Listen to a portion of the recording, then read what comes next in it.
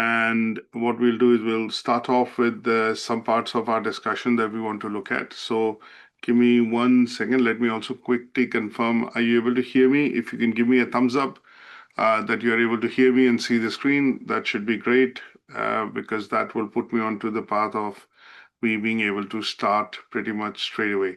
So just to reiterate, we are looking at doing 2 sessions between today and tomorrow. Today's session that we are looking at essentially is going to be focused on writing. This particular session will be looking at going through some of the bits of how you would actually enroll, revise, and prepare yourself for the English Level 2 writing exam.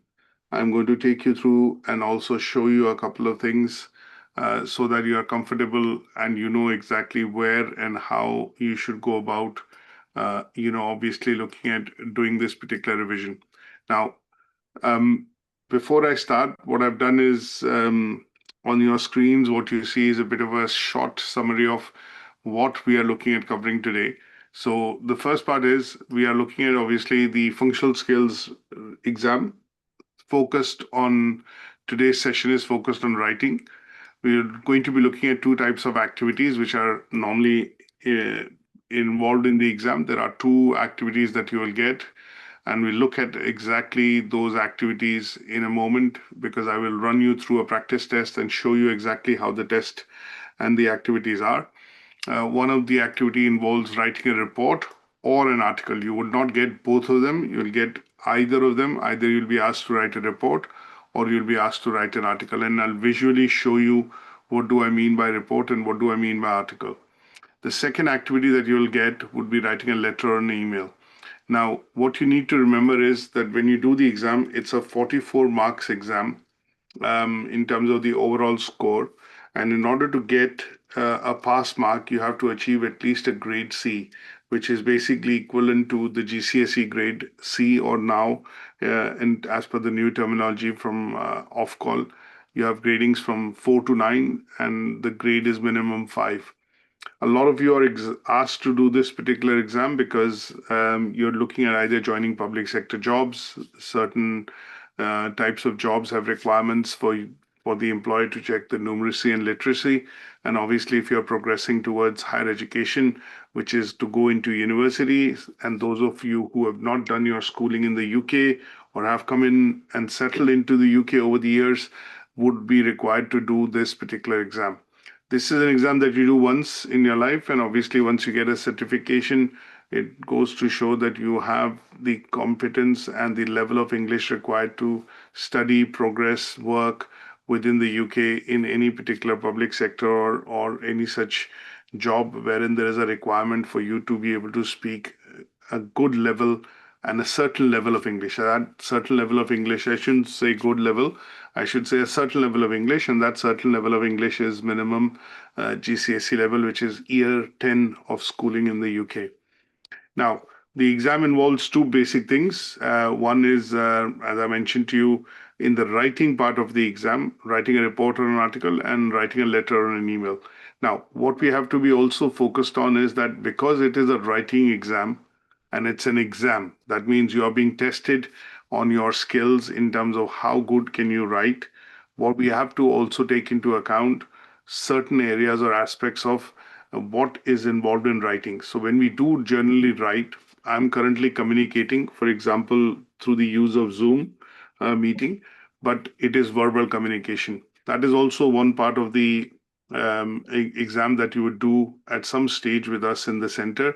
And that'll, when I do talking and you are able to understand me and you are able to respond or give me feedback, that part of the process involves what is called speaking, listening, and communication. So we'll not look at that today, but that is also one part of the exam because English as a component, when you look at as a language or any other language that you look at for that means, you would probably have three components in that particular exam. One will be the speaking, listening component.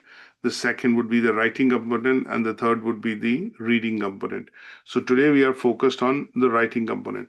Now, when we do look at the exam, what we also need to understand from a basic aspect of it is that the exam involves you taking care of certain, or you being aware, let's put it this way, of certain areas which are going to be tested or tested against certain standards that are required for you to meet.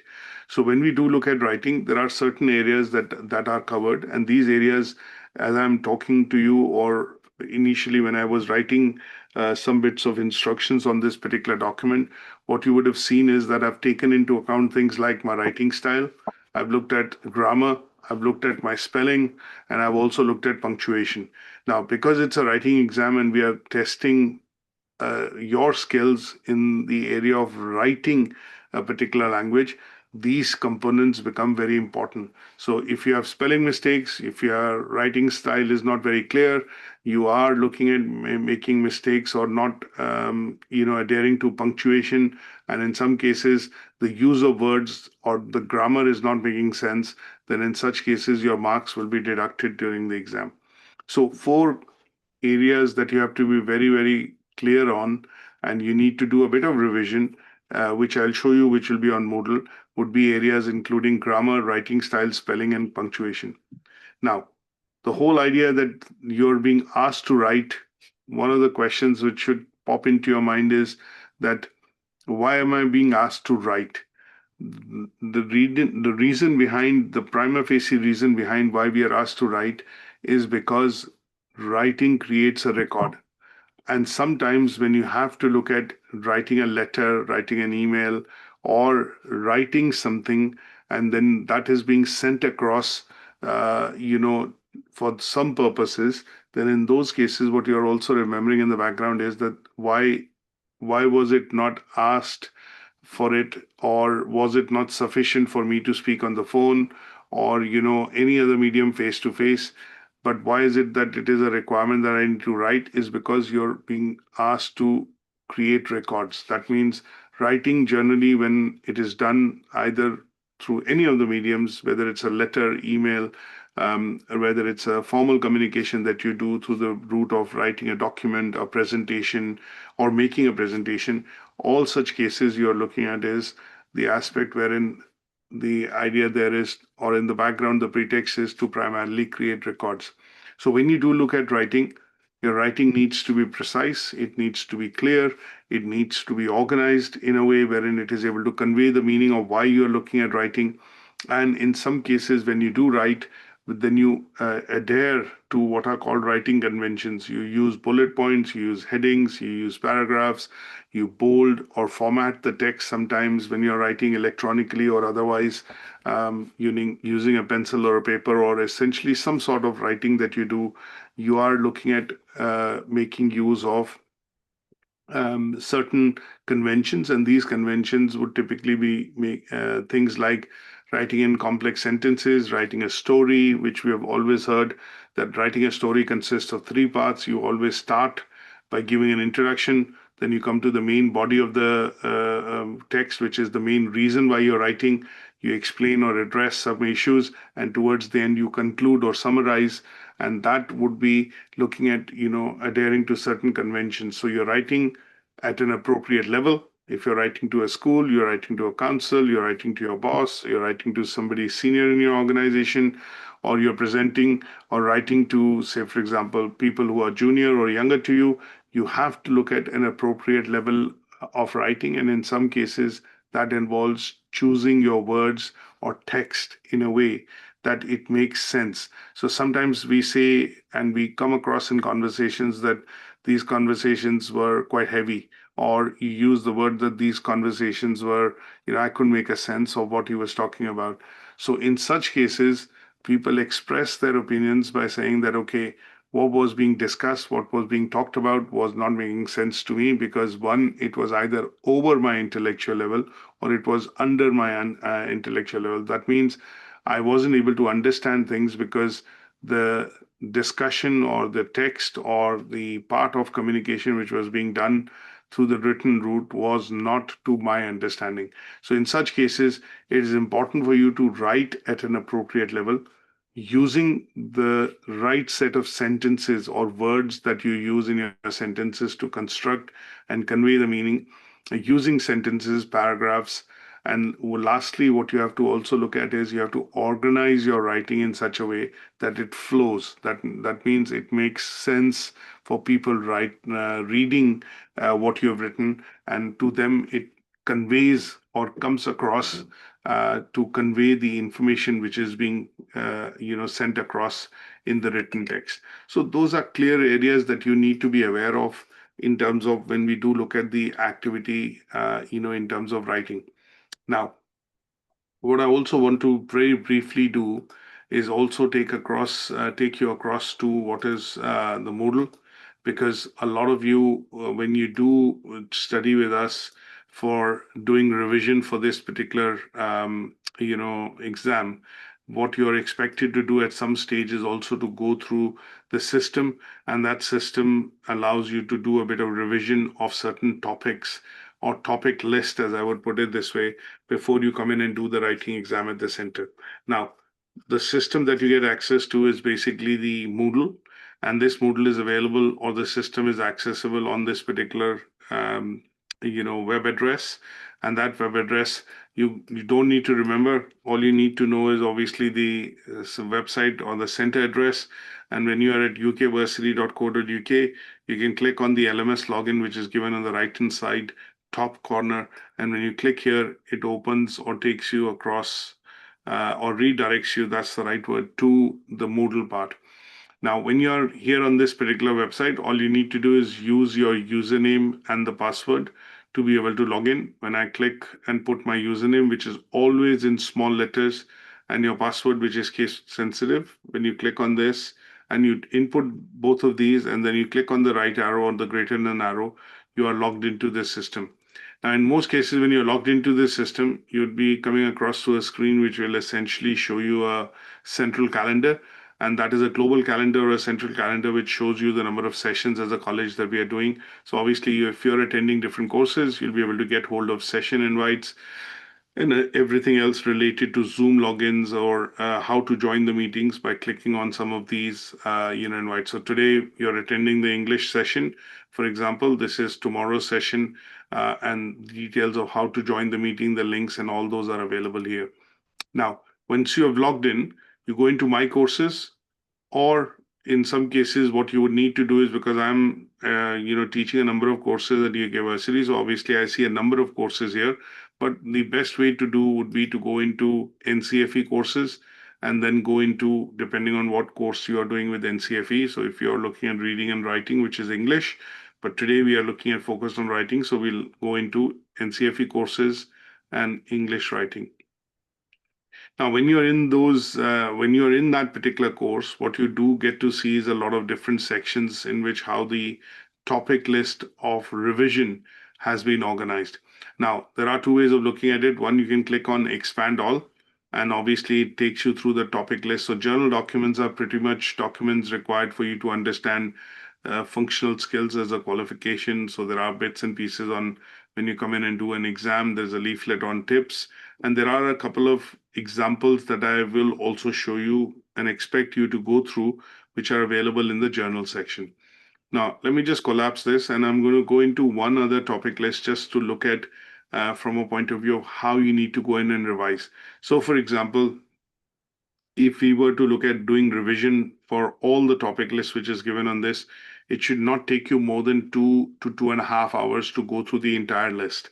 Now, if I was looking at something like complex sentences, what we've done is we've created videos, and there are presentations which are available for you to either visually see what is being covered in that topic, and at the same time, there is a video presentation or somebody taking you through that presentation as a video, which is given for you to be able to go through that content. So while I'm traveling, if I'm in the bus, I'm in the train, or I have some free time and I'm looking at watching, predominantly not reading, then the idea would be to open this up and go through, this in terms of the video.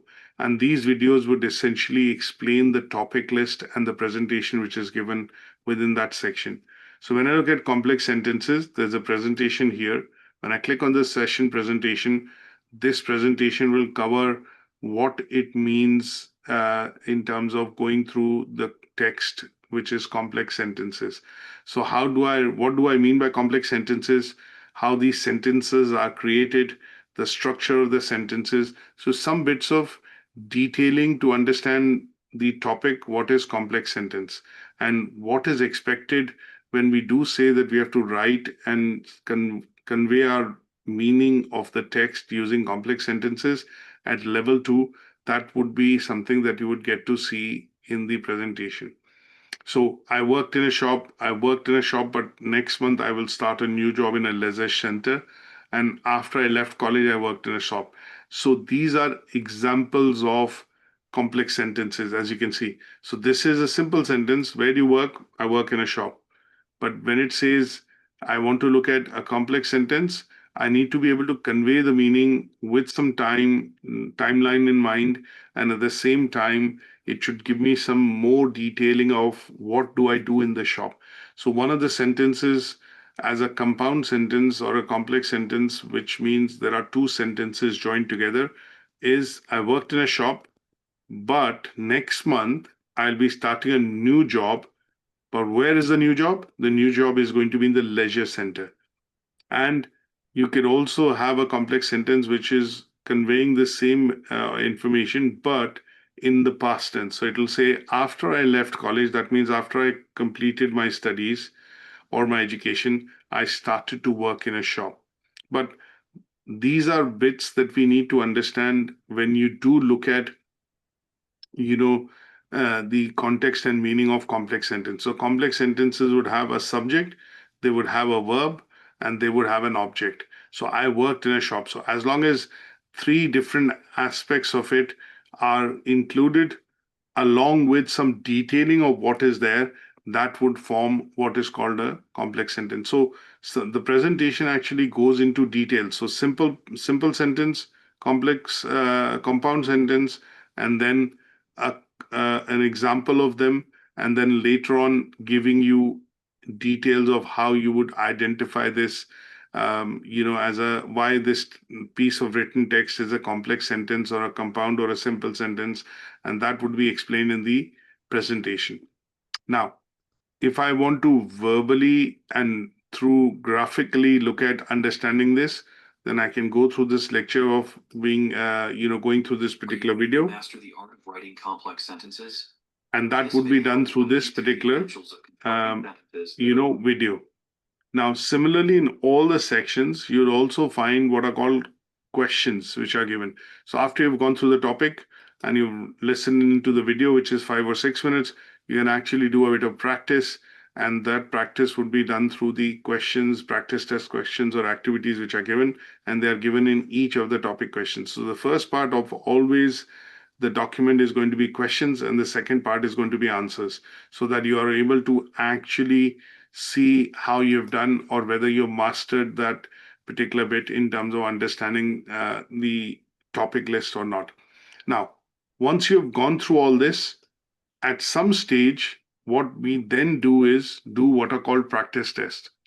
And the reason of why we want to do a practice test is because this is a test which happens primarily on a PC.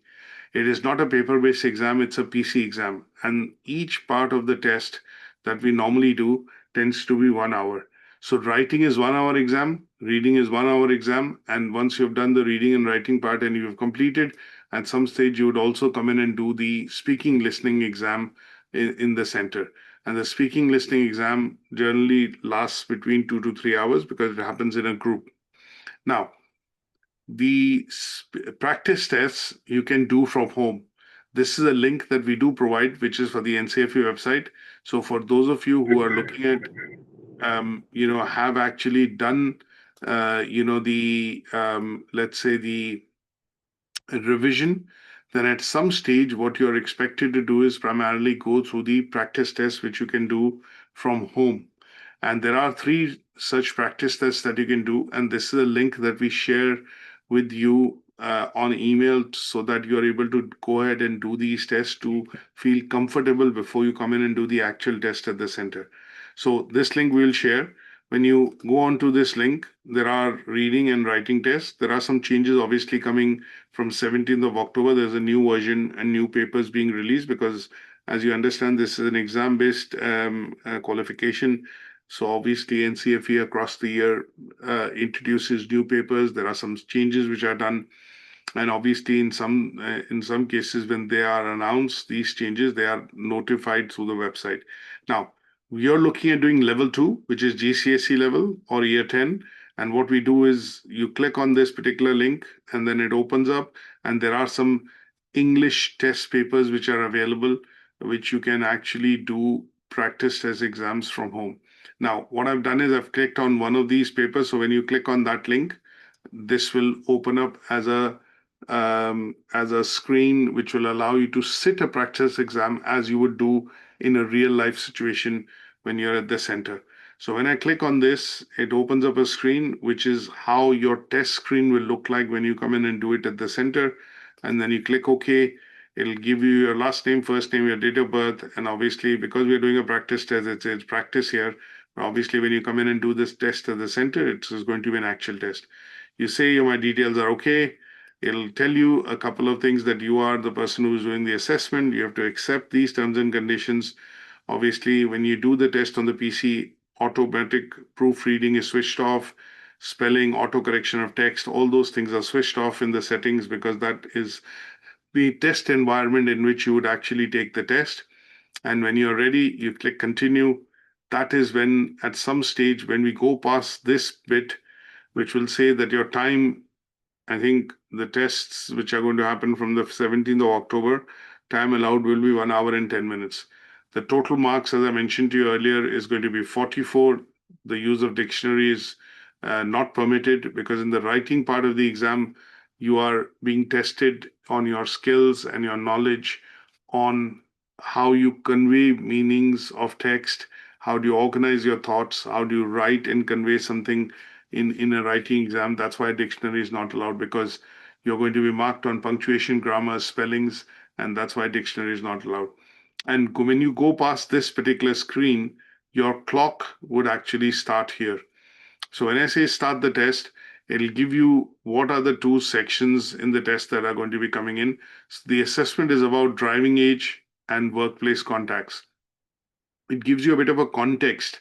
And as you would see, your time has started here. So first part of the activity says write an article. Second part of the activity says write an email. Now, as I mentioned to you earlier and briefly during the start of this session, that there are only two types of activities which are coming in the test. Either you'll be asked to write an article or you'll be asked to write a report. And you'd be either asked to write an email or you'd be either asked to write a letter. You don't get four of these together. But in the context of, one is going to be driving age, so article is going to be around driving age, and your workplace contacts is going to be about email. So it gives you a particular, I cannot write anything in the test. What NCFE expects you to do is they give you a bit of a context, and when you look at that context, you have to write whatever is being asked for in that particular context. So the first part here, it says write an article. This activity has 22 marks available. It gives you some sort of an idea that you should allow up to 35 minutes to be able to write this article. That means you should be able to write, plan, and read and proofread your response before you actually look at clicking submit or finishing your test. Now, complete this activity in the space provided. So obviously there is a minimal Word document kind of a space which is given, which allows you to format or do conditional formatting when you're writing and convey your thoughts in a way wherein it allows you to use some part of the conventional formatting which is available in a Word document or on a Word writer screen, which is available in the test window. And here it says, write an article giving your views on whether the minimum driving age should be lowered. And in your article, you should address these 3 points. So if you're going to write an article, you're going to be writing about minimum driving age, which was the topic given. In this article, you would need to cover these 3 main areas as a minimum, and your conveying of these 3 minimum areas or covering these points would need you to essentially write between 250 to 350 words. So if you write less than, if you write less than 250 words, you're going to be penalized in terms of your marks. And if you write over 350, that means it goes to show that you're writing too much or your writing is going beyond what is being asked for in the exam. Now, what we would do if I'm in your shoes when you're taking the exam, you're going to read this once or twice, look at concising your thoughts and understand how I'm going to write. And then at that stage, you would start writing into the, word editor, which is given. We are going to do this activity, but just give me a second and we'll go into the second one as well.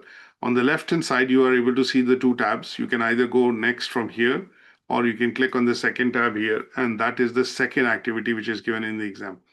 So this also is 22 marks. It again says because the time of the test is 1 hour 10 minutes, 35 minutes, 35 minutes, 70 minutes in total. So again, plan, write, and proofread. Now here it talks about a topic called Career Loop. We are an international company that helps people make professional contacts by sharing news and updates through the email. Let us connect you with people from your industry around the world. Write an email introducing yourself. You could include, obviously, tell us your contact, all about yourself, describe the workday routine, explain how international work collections would benefit you, and they've given you an address to which you need to write. Now, what you're going to see in the word editor is an exact way of how you write an email on your screens. So you have a two row, you have a subject area, and then you have a word editor where you'll actually, or a space where you'll actually write the email. So if I'm in your shoes and I have to look at writing this activity, I would probably just copy the same email which has been given and then put it in the two column subject. I need to look at what is being asked for and then appropriately form a subject line that I'm going to put here in the email. So it says we are an international company that helps people make professional contacts by sharing news updates through email. Let us connect you with people from your industry from around the world. Now write an email introducing yourself, and this is the content of it that I want to look at. So what I'm going to do is form a subject, introducing myself, Mr. Raman Singh, for Career Loop. Now, this tends to be an appropriate subject because what I've done is I've looked at what the email is being, what the instructions are for me to be able to write that email.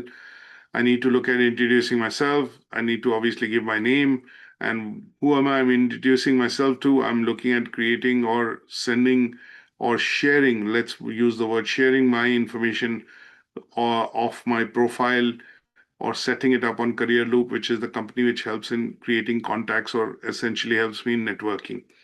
So your subject has to be appropriate. As you can see, I've used punctuation and capitalization in particular to make sure that it is in the right format, so that I'm able to score the right or score or get full marks. And here, because there is no name being given or no specific person's description or name is being given, what I'm going to do is I need to look at, okay, I can say, dear sir, madam. I can actually look at something like this, or I can start with saying good morning. So this is your presence of mind in terms of understanding how you would actually write an email covering these 3 points which have been asked for. And as you can see in this case, it is not specified a word limit that how many words I need to write. But generally speaking, an email tends to be anywhere between 150 to 175 words. So you're writing 2 or 3 paragraphs, which are consisting of 3 or 4 sentences each. It is not too short, it is not too long, but at the end of the day, what you're writing is something which is going to make sense as long as it covers these 3 main areas which are being asked for in the exam. So it says the main crux of the email is you need to write an email introducing yourself. And the introduction part of it can cover these 3 areas. So I'm going to say, dear sir, madam, I would probably look at doing a bit of proofreading, but I'll first go ahead and write the email. I would like to take this opportunity. And my usage of words are going to be such that I'm confident with. I would know that the right spellings are being used. And obviously, in such cases, the articulation using what I want to convey with the words that I use in my writing would be appropriate, because what I don't want to do is make mistakes on spelling, grammar, and punctuation. And that's why I would be confidently using the words that I have spoken or used before so that I don't make mistakes. So I'd like to take this opportunity to introduce myself to Career Loop via this email, as I am interested in. So here I'm interested in building international work connections. So basically, when you're writing an email or writing a paragraph or writing a letter or an article, anything that you're doing, what we are going to do is obviously write it in three parts. The first part explains what would generally be called as introduction. And that paragraph essentially would be related to kind of summarizing what is being asked for and why you're writing. But what you're doing is personalizing that to convey a meaning that this is the reason why I'm doing this. So, first part tends to be what is called an introduction. An introduction, you would normally, what I would do is, this is something which I'm writing as instructions for you, but we'll delete it. In the introduction, I'm going to summarize most of the content of the letter or email which is given as instructions for me to write either email or letter. So, what I would do in this paragraph is basically look at summarizing this bit in the first paragraph. So, anything that I feel is useful that I can put into that introduction paragraph, I would try and get it from here and then extrapolate, which means stretch it by making or simplifying it to make sure that I am able to understand the meaning of what is being asked for. So it allows you to, this company allows you to make professional contacts by sharing news and updates through email. Let us connect you with people from the industry and from around the world. So here, what I would do is, I'm writing, I would like to take the opportunity to introduce my digital career loop via this email, as I'm interested in building international work connections. Now, this is an ideal way for me to build connections, to build, say, work connections, as it is work connections, via email, as I travel a lot, and gives that gives me a lot of time to be able to write and read emails. So what I've done is, I will organize this in a moment, because what I would do is obviously try and make it concise and make it better in terms of reading. But what I've done is, I've given them pretty much a good reason of why I want to join the network and why I think email is the best way, because this allows me to share my updates and news via an email rather than posting directly on networks like LinkedIn or Facebook and some of the others for professional networking. Now, what I need to do in the main body is cover some of these bullet points.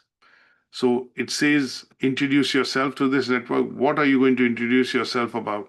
Or what are you going to write about yourself in your introduction? So here, tell us your new contact and all about yourself. Describe your work routine. Explain how international work connections will benefit you. These are bits which are going to come in the main body. So I could add something here. I would, um, uh, so in this, or using the email, I would like to provide more details of my work and the reasons behind why I would like to join this network. So what I've done is in the introduction part, I've comprehensively covered this, and I would start firstly. Firstly, I work as a lecturer in a private college and teach strategic management, leadership, HR, and marketing. I have over 26 years of working experience in the UK higher education sector, and over the years I have helped develop many courses and many courses in the field of marketing, human resources, and leadership. Now, here is where I'm opening up and I'm telling a story. You can make things up. You are essentially trying to fill the space because we need to go and write to a certain word limit. And that is what is important in terms of the scoring part of it. So as you can see, I've reached 137 words. I want to write not more than 250 words. So the first part is okay. Secondly, what now this first part that I've written actually helps address this. Tell us your new contact and about yourself. Second is I'm going to tell my work routine. Third part, I'm going to look at why it is going to benefit. So my work routine I need to cover. Secondly, I work weekdays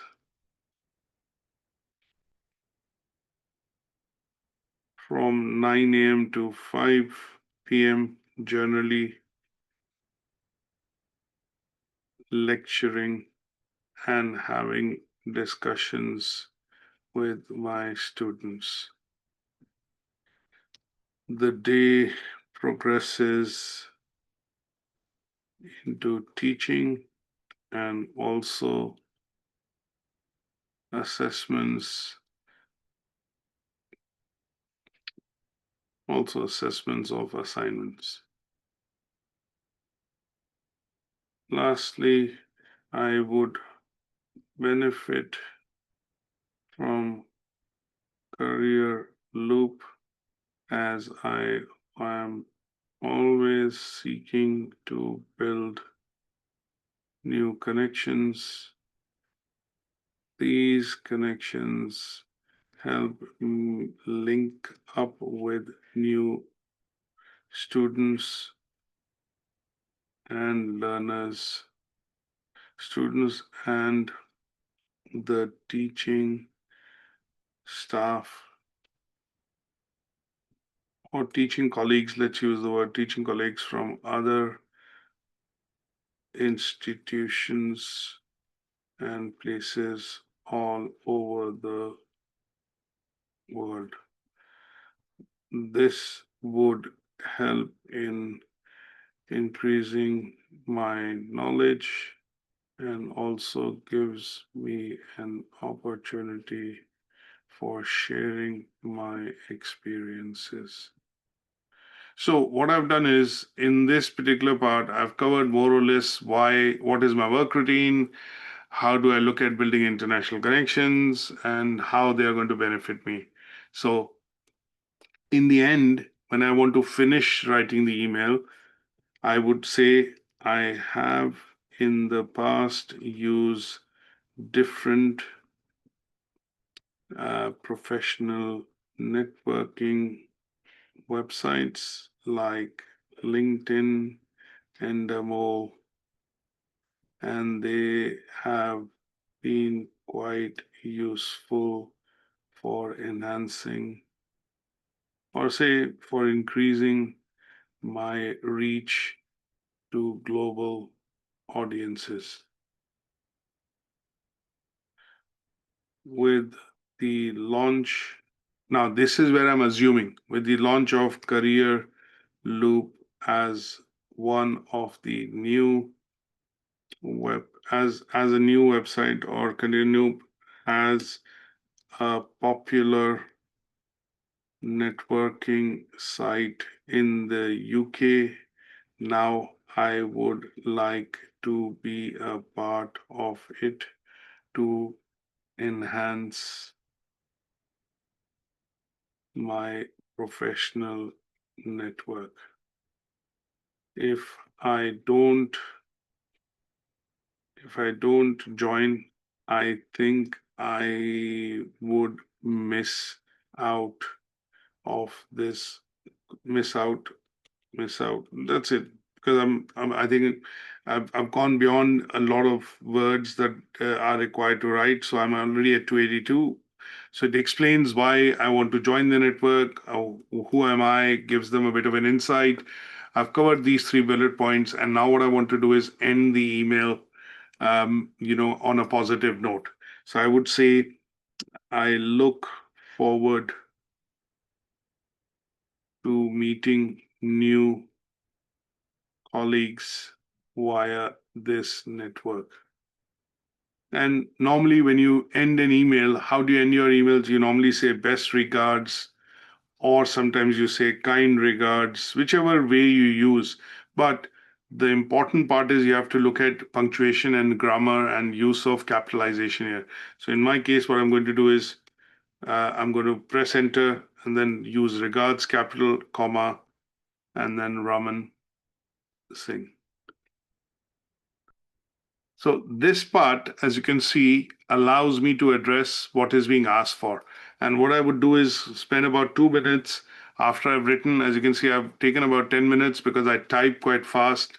I was able to organize my thoughts, and I'm basically able to create sentences which are relevant to, what the topic is being asked for to write around, career loop and what they have given me. Now, I would go in and obviously do some quick corrections to ensure that I am not making any spelling mistakes and my punctuation is okay. So one of the things that I would do is higher education sector, I'll capitalize that, and I'll double check if I've used, say for example, capitals like for HR, I would say human resources, because you're writing an email, it's an exam situation. So I'm going to try and avoid the use of acronyms and obviously write it fuller words or sentences. So human resources, strategic management, some bits of corrections that you would want to go in and do to ensure that I have no marks being deducted on punctuation or in terms of writing of sentences, like especially spellings, grammar, and punctuation. And that is now pretty much done. So this is how you would probably go ahead and write this part and address it. Now I need to go back to the first section because I haven't completed it. So here also I would normally use the same context, but when you write an article, and I want to show you a couple of articles as an example, you need to visualize what the article format is. So if I go back to Moodle, what I want to do is basically in the journal section, I want to look at how does an article look like? How does a report look like? So what we've done is we've given you an example of what generally an article looks like in the Moodle. So here's a format of an article. There's an example of a report. There are some examples of how you write emails and letters. Now, if you're visually clear that this is how a letter looks like, and this is how a formal letter looks like, then you are going to be able to write it much more easily during the exam. So, example, this is a formal letter that you've been asked to write. I can write a letter to my father, my friend, which is a informal or a personal letter. But in those cases, what you don't normally do is write the address and the details in terms of your contact details and stuff on the right hand side. But in a formal letter, you would always start with writing your address on the right hand side. Then you'll address the letter to the person that you're writing or details which have been provided.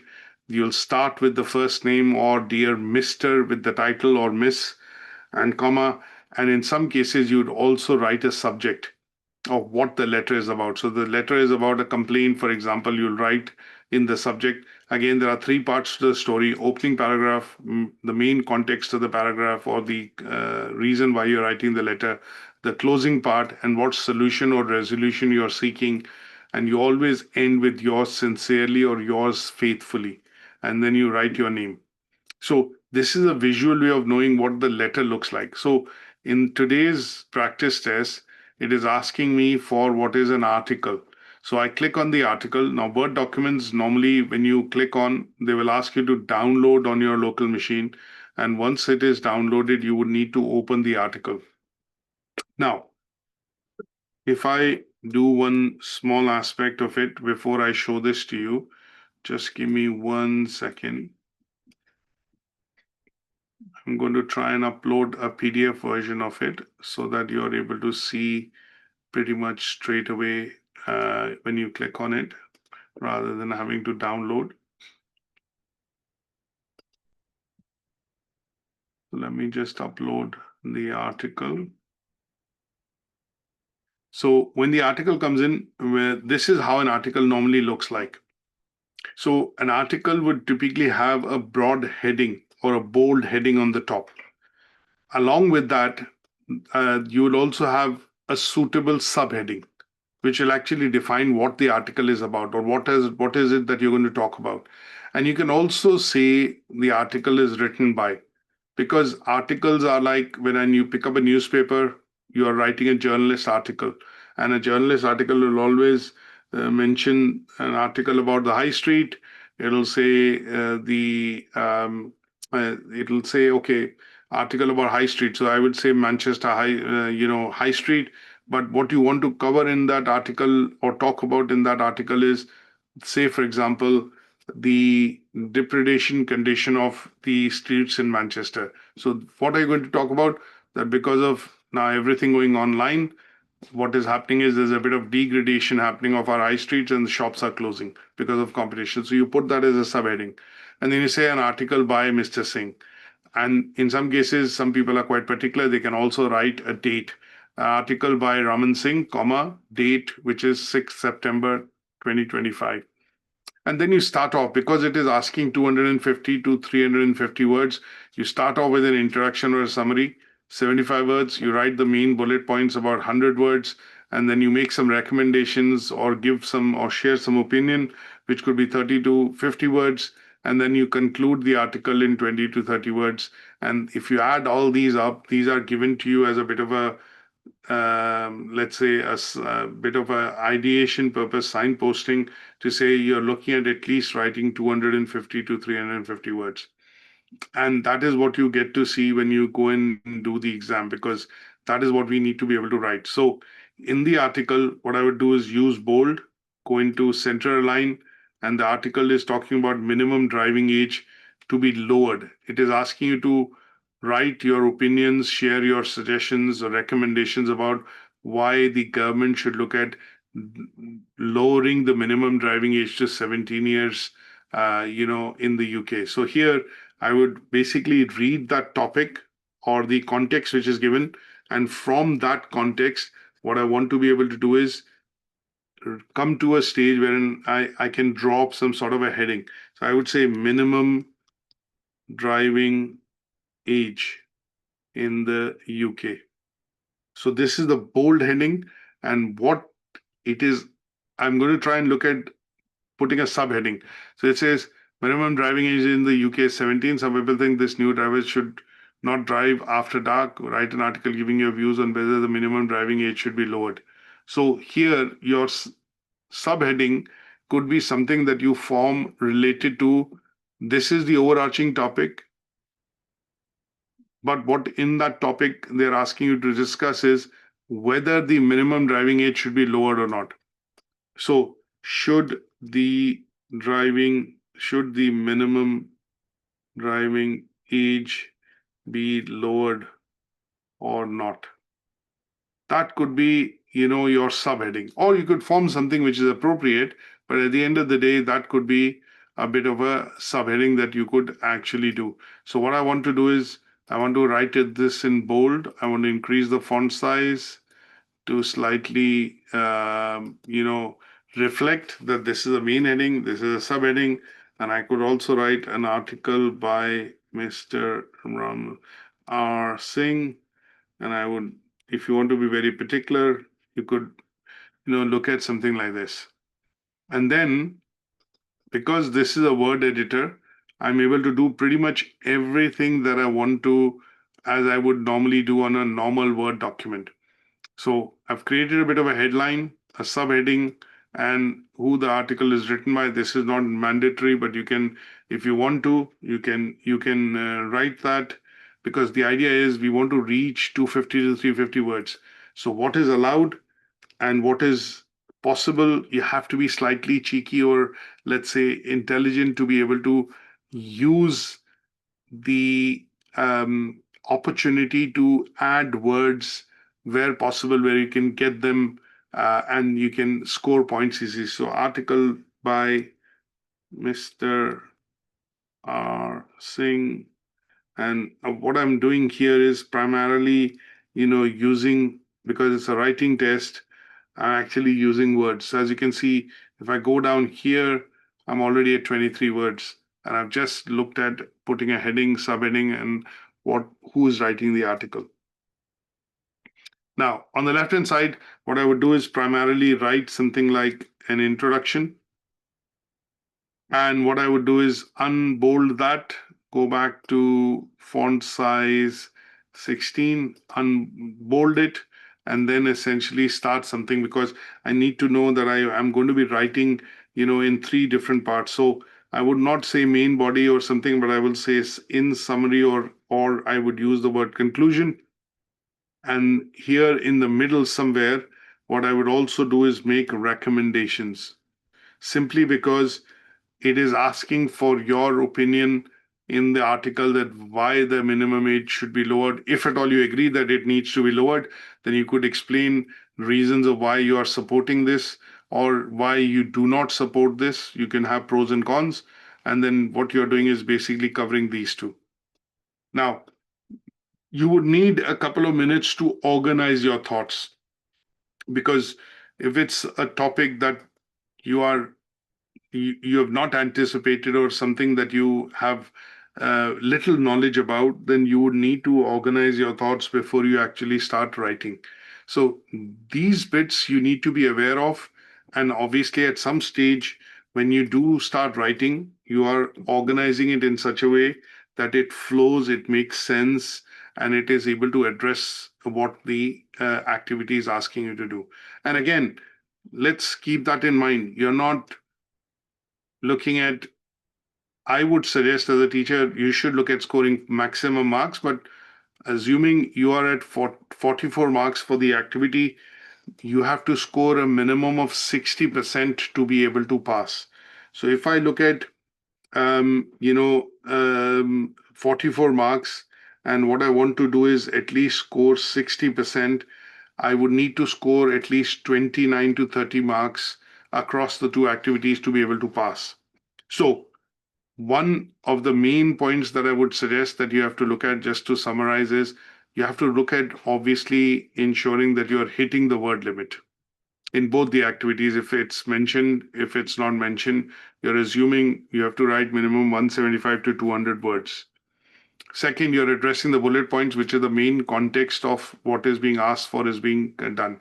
And then syntax wise, in terms of writing, your punctuation, your grammar, your spellings are absolutely accurate. There are no mistakes. And use of words is done, and writing is done in paragraphs in a way to convey what is being asked for in that activity. Now, as long as you're able to do this, I'm 100% sure that you'll pass the test the first time. And that is one of the reasons of asking you to do the practice test after going through some of the sections of Moodle, is to help revise, understand what each of these sections is about.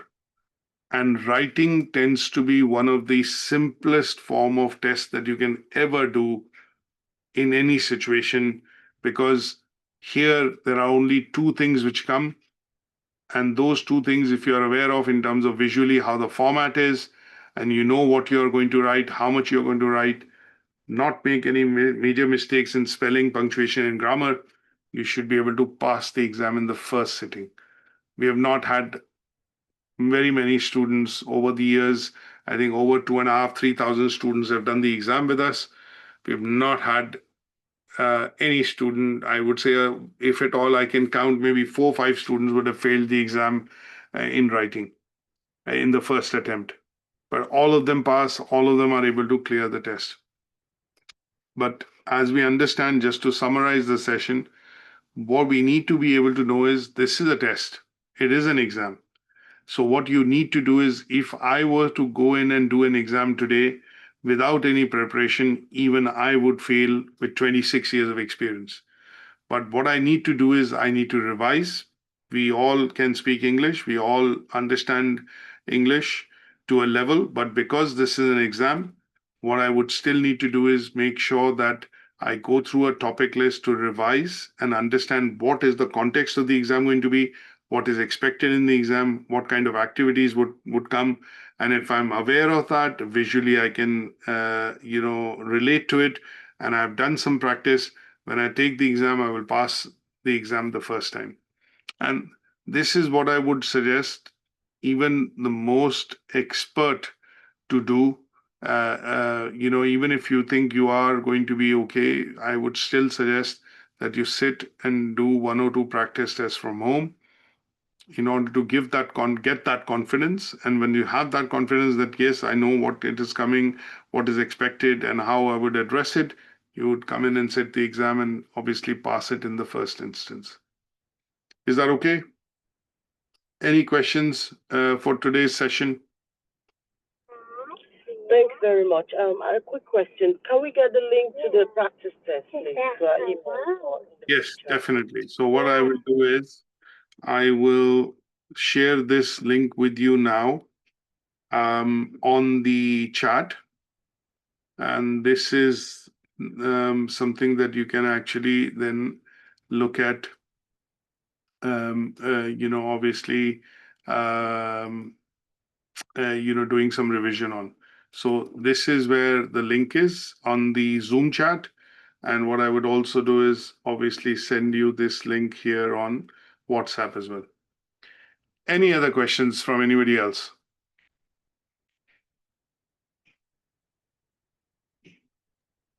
No, thank you. Thanks very much for sharing the link. Right, that's great. So what I'll do is at some stage, I'll try and put across a copy of this recording on the WhatsApp group as well, so that if for those of you who have attended, if you want to revisit anything, you can then go back onto the recording and obviously have a listen. Otherwise, I'll catch up with you tomorrow in the second session, same time at 8 a.m., and we'll discuss some bits on the reading part of the exam. And what I would suggest is for those of you who are attending these sessions, the idea would be to try and do some practice tests and then call us at the center to be able to book your exam so that while you're fresh with what we've discussed and you've done a bit of revision on the topic list, you are then able to come in and do the test and pass and obviously achieve certification pretty much straight away. So until tomorrow, see you and have a good day ahead. And I will catch up with you tomorrow at 8 a.m. Thanks for attending and bye for now. Bye.